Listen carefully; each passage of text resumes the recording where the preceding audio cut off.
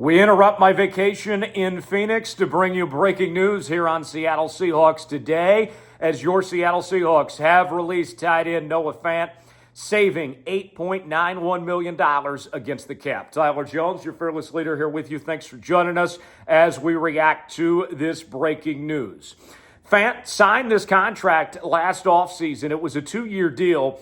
And the hope was that with the new coaching staff coming in, with changing the offensive structure, that we would see the tight end position more involved. And in the Pete Carroll days, the tight end spot was ignored for the most part in the passing game. It wasn't used like we've seen the elite teams use their elite tight ends across the NFL, whether it's George Kittle in San Francisco or Travis Kelce in Kansas City and Mark Andrews in Baltimore. The list goes on, right? The elite teams have elite tight ends, and they use them quite a bit. It's one of the biggest keys to their success. And when Seattle made this shift, what we were told by Ryan Grubb was, hey, the tight end position is going to be a big key to our passing attack.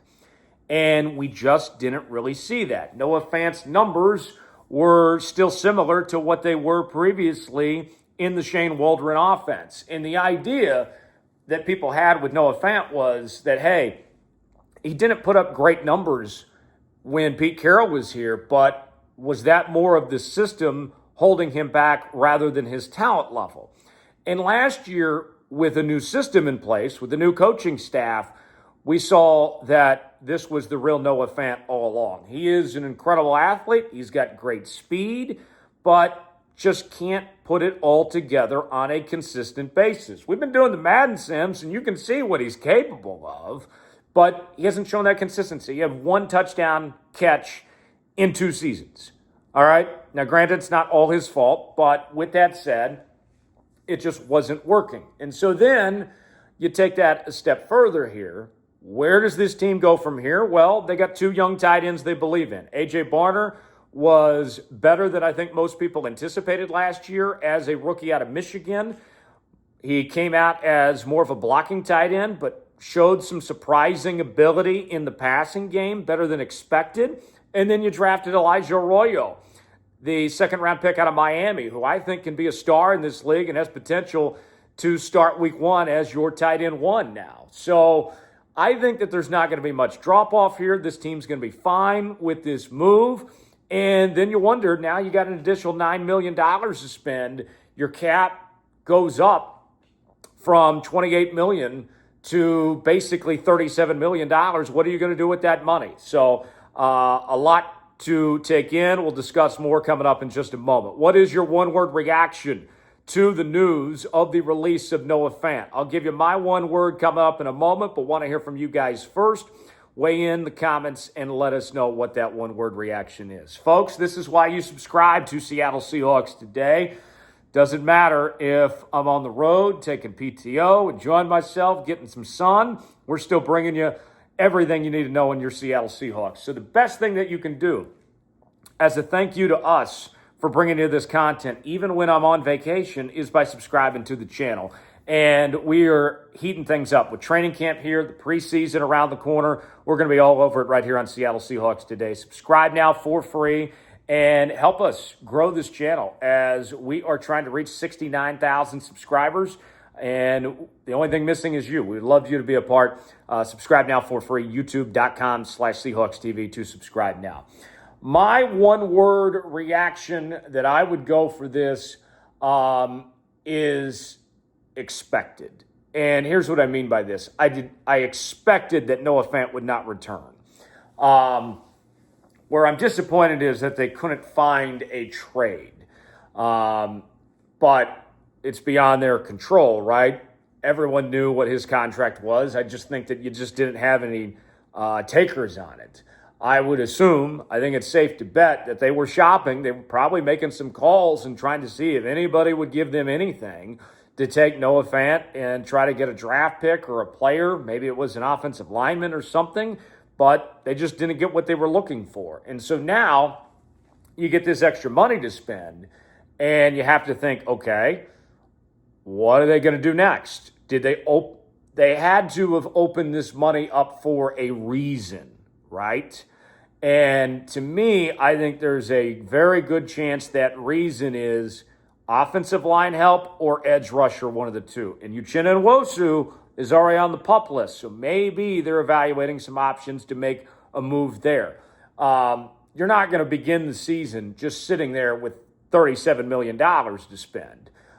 There's got to be a purpose for why you did this, because you think about when it comes to Sam Darnold, last year, one of the reasons he was successful in Minnesota, everybody talks about Justin Jefferson and Jordan Addison, but TJ Hawkinson and him had a very good connection. He was extremely comfortable throwing to the tight end position.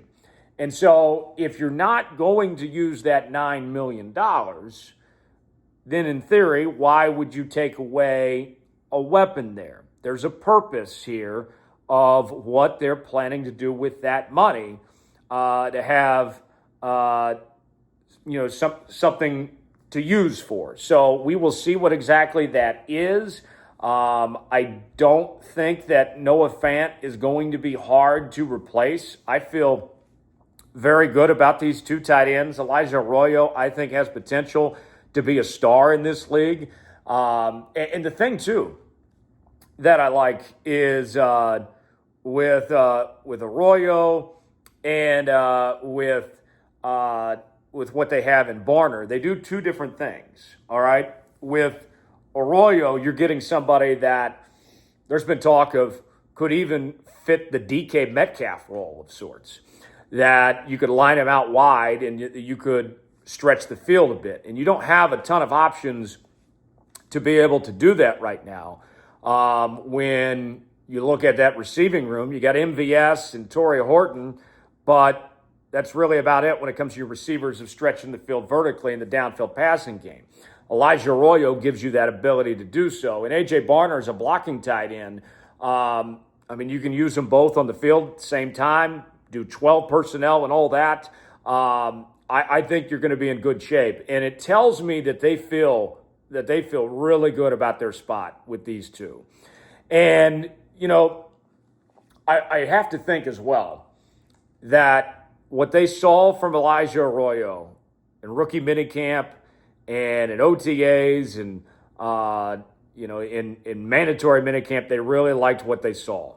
Because if they had any hesitation, then they would be holding on to Noah Fant. I think that's also why that today is Sunday, July 20th, and we're talking about this move being made today. Because they could have, folks, easily made this move of saying goodbye to Noah Fant back in March, and they didn't do so. So, yeah, I think it's the right move for the Seattle Seahawks here, and let's see what they can do with that money. Show me the money, folks.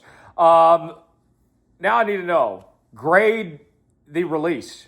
Are you okay with it? Are you okay with the release? Grade it A, B, C, D, or F. Weigh in and let me know. Subscribe now to Seattle Seahawks Today for continuing Seahawks coverage. I'm Tyler Jones. Thanks for joining us. We'll see you next time.